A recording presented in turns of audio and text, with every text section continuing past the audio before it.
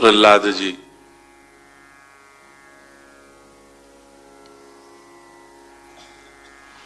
ની દિવ્ય કથા સાંભળી અને ભક્તિમય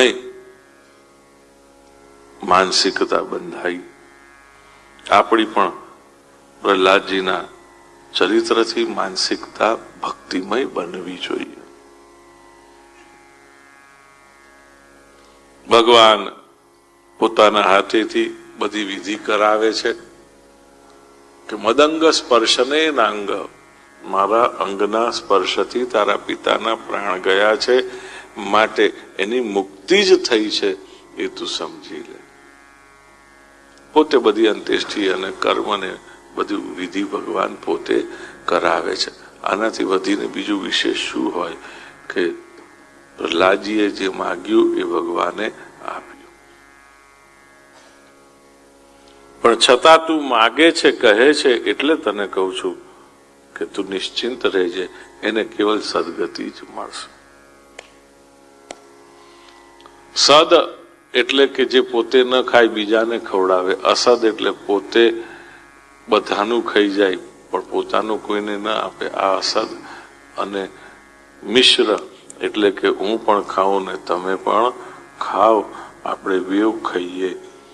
આ ત્રણ પ્રકારની વાસના છે અને આ વાસનાની નિવૃત્તિ કરવા માટે ઉપાય આપણને બતાડે છે કે સદ્ધર્મ અને સચ્ચરિતનું પાન કરવું.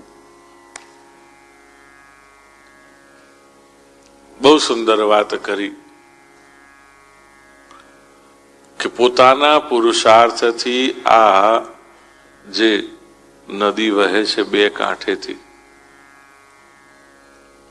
સદ અને અસદ, એને પોતાના પુરુષાર્થથી સદ તરફ વાળવી એ મનુષ્યનું કર્મ છે.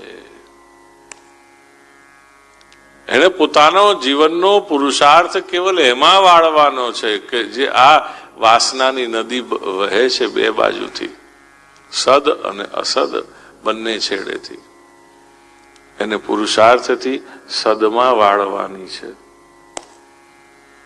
આપણને બધી લાલચો કેવી લોભામણી અને ભડકીલી આવે છે, એમાં આપણે ભરમાઈ જ જઈએ. પણ જો આવામાં પણ આપણે એ બધું જ જે આવે છે એને પ્રભુમાં વાળી દઈએ તો આપણો વિજય છે.